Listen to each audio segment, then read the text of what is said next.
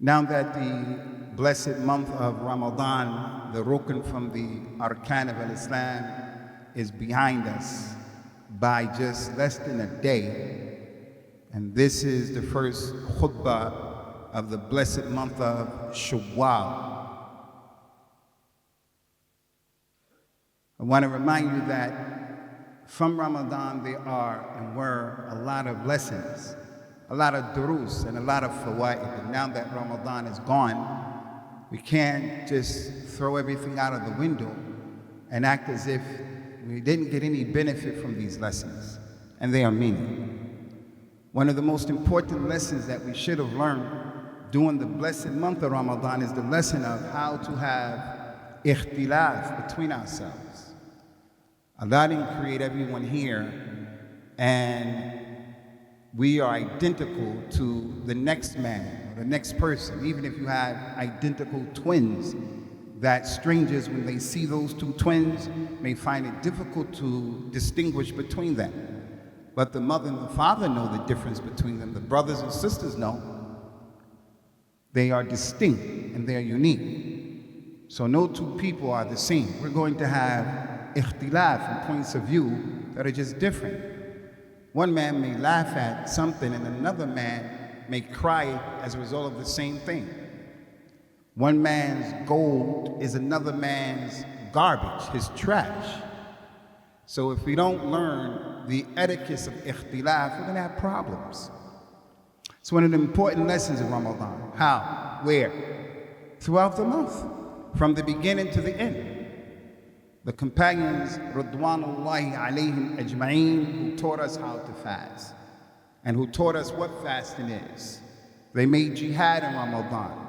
They rolled up their sleeves and they got busy in Ramadan. They paid attention to the Quran in Ramadan. They made qiyam in Ramadan. They came out of Ramadan as better people, Ridwanullahi alayhim. And one of the sunnahs of the Prophet sallallahu alaihi wasallam is that whenever he would go to pray the Eid, he would go down one street and he made it his business to make a takalluf. He made a conscious decision to come home from another different street. Some of the scholars said the wisdom behind that is he was figuratively showing, I'm going down this street in one way after fasting and I'm coming back a different person, a better person. I prayed in the masjid more during the month of Ramadan. I read and listened to the Quran in the month of Ramadan.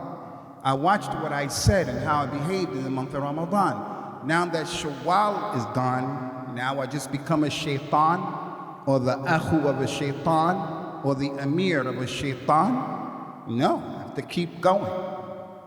So from the benefits as it relates to those companions is, there were some companions who started fasting in the month of Ramadan when they saw the ru'ya of the hilal. Some of them saw it and they started fasting. Others were in another part of the Arabian Peninsula and they didn't see it. So they didn't fast until the day after. That's ikhtilaf. And they didn't fight each other over that issue because they had a tahammul. They learned. From the benefits of Ramadan is you're allowed different opinions and different things. Another example from this particular lesson is that the Prophet sallallahu alaihi wasallam was traveling with his companions. And some of them were fasting while traveling, and the other ones were not fasting while traveling. Those who were fasting did not criticize the ones who were not fasting, and those who were not fasting did not criticize those who were fasting. So the non-fasters did not say, you are mutashaddidun, you people. And the ones who were fasting didn't say, and your religion is da'if. You are, mutasahilun. You people are weak. Because both groups were doing what the religion allowed them to do. And that's why we say over and over again, the blueprint for success and the example for us in terms of taking the Quran and the Sunnah is that we have to take them and embrace them and practice them and understand them the way those companions did. Ridwanullahi alayhim. So now, we broke our fast today, yesterday, and we made the Eid. I'm being bombarded by people who never ever contact me. I have the number that I exchanged with a person who did my car back in Birmingham. I never hear anything from him on WhatsApp, nothing ever. But now, because the group of people from the Muslims that he is with are not fasting, that they're fasting today, he's bombarding me with these messages. Ya akhi, listen, that's your point of view. Wa bihi wa ni'ma. You do that because you don't follow this country and you follow that country. I have no problem, but I'm getting my grub on today. You do your thing and you be you and do you, but I'm getting my grub on and it's party time for me and mine. I'm going to fight him and argue with him over that? Can you imagine? Can you imagine? On a day like this is the day we're going to argue with one another? So when it comes to the issue of, do we pray 20 rak'at or do we pray 11 as we do in this masjid? And we're going to go back and forth and argue like a volcano has exploded and we hate each other? We didn't understand what Ramadan was about as it relates to that issue. Today is Friday, a day in 1444. Again, historically, the Eid is on a Friday. It has coincided these two blessed days. The Eid of the week, the weekly Eid, and the Eid that comes yearly, Eid al-Fitr. They coincided. There are different opinions that the companions had, radiyallahu anhum, and the scholars after them had, as it relates to what we can do on the Eid. Look around.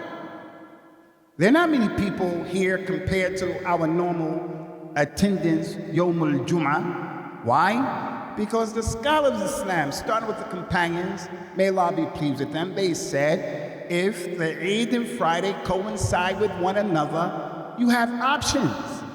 Some of the scholars said, if you pray one of the two prayers, you don't have to go to the other one. And it's not wajib for you to attend. It's up to you. So if you pray the Eid, you don't have to come to the masjid to pray the Jummah. You pray Dhuhr in your house. That's an opinion. If you come to the Jummah, you don't have to pray the Eid. That's an opinion from the ulama of Islam.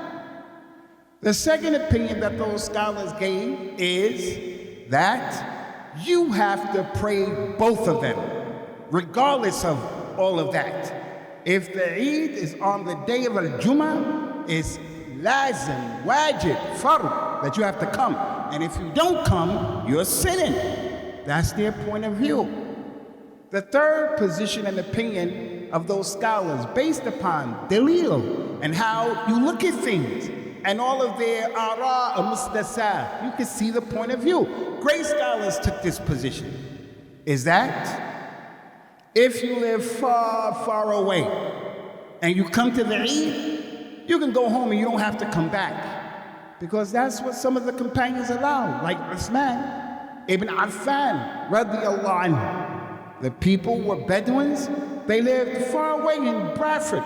For an example, the distance between Bradford and Leeds, or halfway of that. So for the man to come all the way here to pray the Eid prayer early, and then he has to wait for Jummah? No, he wants to get back. He wants to slaughter on the Eid al-Adha. He doesn't want to sit here. He wants to get back and slaughter and start getting his grub on. He wants to get back and start the celebration of Eid, as the Prophet described this day, sallallahu alaihi wasallam. The Eid is a day of celebration, a day of eating and drinking. It's haram for you to fast today. That is the consensus of the scholars. So if someone came and said, I'm going to fast on the day of the Eid, and I think I'm going to fast because the Quran said this about fasting in the Sunnah, and this scholar said the same thing is permissible, we're going to say, no, ya akhi, this type of ikhtilaf is a problem. When your Sheikh said, do this or do that, and it goes against the dalil, that ikhtilaf is a problem. And we're not going to listen to that. And we're not going to say that's today's message. Today's message is, from the benefits of the Ramadan, is that we learn how to have ikhtilaf with our wives, with our children, with each other. So with that being the reality of the situation, we just wanted to highlight that, and we wanted to cut this khutbah short. Having ikhtilaf unnecessarily is a problem. Allah prohibited in our religion. وَلَا تَنَازَعُوا فَتَفْشَلُوا وَتَذْهَبَ رِيحُكُمْ. Do not be divided amongst yourselves, and don't have this niza and you're fighting one another, because if you do that, you're going to have fashal. You're going to fail in what you're trying to do, and your strength and your power and your might is going to leave you. While you guys are متفرقين مختلفين فيما بين أنفسكم, your enemies are going to slap you upside your head, and they're going to put their feet and their boots on your neck, and they're going to go inside of Bayt al-Maqdis in the blessed month of Ramadan, as they do every single year, without any fail and without any tawakkuf. And while Muslims are praying in the third holiest city in Islam, while they pray, men and women, those people hit Muslims and knock them out of the way. And the whole Muslim community, the ummah that Allah described them, kuntum khayra ummatin ukhrijat linnas. We're the best ummah that has been brought forward for the benefit of all mankind. Allah told the truth. Allah told the truth. We are the best ummah. But where is that khayriyah? Where is that khayr from this ummah, or a group of people allowed to go into our masjid, push people to the ground, and we can't do anything about it? I'm not talking about Masjid al-Rahmah. I'm talking about the whole Muslim world. You know what that comes from? It comes as a direct result of al-ikhtilaf and the evil of ikhtilaf. So with that being the reality, we learned this lesson in the blessed month of Ramadan, inshallah, and we continue to carry this lesson throughout the course of our lives. أقول قولي هذا وأستغفر الله لي وأستغفر الله لي ولكم ونسأل الله تعالى التوفيق والسداد.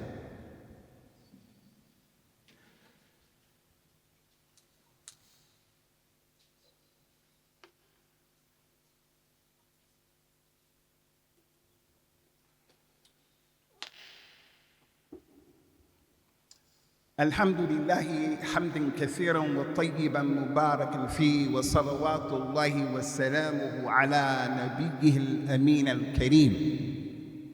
Brothers and sisters in Islam, I stand before you, as I mentioned, the very first Ramadan, or the khutbah in Ramadan, as a proud Muslim with al-i'tizaz, that Allah has guided me to this religion, and I got an opportunity to pray during the month of Ramadan and to fast with you people during the month of Ramadan, and we collectively tried to take care of the tahqiq of the ahdaf and the aghrab that we set for ourselves, those goals, many of which we have accomplished them. But I want to remind you of the importance of giving shukr lillahi ta'ala.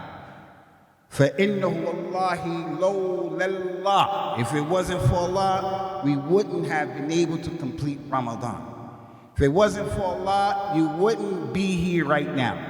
If it wasn't for Allah in everything that we do from our harakat and our sakanat, it wouldn't have happened. So it is not okay for a person to be mustakbir, mutakabbir, because he lives on that nice side of town, or he's driving a whip and some wheels that are the high-end type of ride, or because he's intelligent or he has money.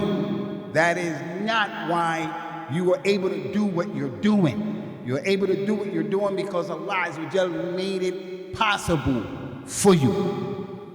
And that's what the Muslim does. The Nabi sallallahu alayhi wa sallam was the Sayyid of Bani Adam, but he used to always say, Alhamdulillah, Alhamdulillah. All praise are due to Allah for everything. As for the one who looks at himself as being worthy of, look what I did, who are you? One of the three people the Nabi says, sallallahu alayhi wa sallam, Allah won't speak to him yawm al-qiyamah Allah won't look at him Yawm al-Qiyamah, and Allah la yuzakkihi, He won't purify him. One of them is the miskeen, mustakbir, the one who is poor and he's arrogant. He's poor, he has no money, but he's arrogant. It doesn't mean if you're rich, you have the right to be mutakabbir. No, but the last person who should be mutakabbir is the one who is miskeen. He doesn't have any money. And he's authoritative in his position. And he's putting people down. And he feels he's better than people. And he's miskeen. Because it doesn't fit. You can't get your head around that picture. You're miskeen, muhtaj, and you're mutakabbir. You are above the people. Again, it doesn't mean that the one who is rich can do it. Like in the surah that we read today. During the month of Ramadan, some of us read Surah Al-Kahf every Friday. Or we read it 3 Fridays or 2. Or we read it at least once. Or we begin to read it. When normally Friday passes us by and we don't make the recitation of Surah Al-Kahf. But in Ramadan we did. Now Shawwal, the first Jummah, we don't even look at it because we say, okay, it's party time. No, it's still Friday. I draw your attention to the discussion between the religious man and the one who Allah blessed him with a lot of children and a lot of money. And when they were discussing it and they were debating, the one who was arrogant, he said, all of this is because of me. I got more kids than you. I have more money than you. Who are you? La umma laka. Who are you? And then Allah destroyed what Allah gave him. The car, the house, the marriage, whatever. Allah destroyed it.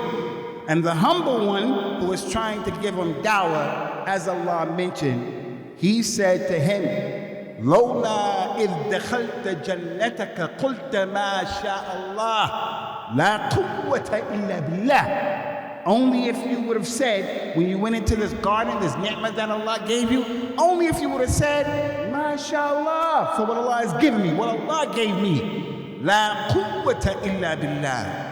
I can't give this khutbah except by the hawl of Allah, the quwwah of Allah. We didn't have those babies except by the hawl of Allah and the quwwah of Allah. The Prophet told the people, أَفَلَا أَدُلُّكُمْ عَلَى كَنْزٍ مِّن كُنُوزِ الْجَنَّةِ. You people want to know what are one of the treasures of the Jannah? They said, Bala, yes, Ya Rasulullah. He said, for you to say, La hawla wa la quwwata illa billah. You say that, a tree pops up for you in Jannah, and another tree, and another tree, and another tree, as long as you say that in the dunya. And you get trees in Jannah, so that inshallah when we all get there, may Allah Ta'ala put us in the Jannah al-Firdaus without any adhab or hisab. And may our qiyam and our Ramadan and the Quran that we read come and be a hujjah for us on that day. He comes to his Jannah and he has all of those trees shading him. If you only would have said, MashaAllah, for the baby that Allah gave you, it wouldn't have been afflicted with death or sickness or the evil eye. So it's not because of any of us. So I said, Alhamdulillah, alladhi hadana lihada, the one who has guided us to this. We ask Allah Ta'ala, who has blessed us with the ni'mah of Islam, to have mercy upon us, to forgive us, and to accept from us all of those things that we have done from the way of that which is good during this blessed month. And where we fell short of the mark, may He subhanahu wa ta'ala forgive us for that. For verily He is afu, and He loves al-afu. So we ask Him to make al-afu upon us. Ummat al-Islam, today is a blessed day. Don't be the miskeen person who you're fighting with your wife. Yeah, miskeen. Yeah, miskeen. You and your wife are fighting. You upset with her. She upset with you over some insignificant issue. This is the day of celebration, the day of eating, and the day of drinking.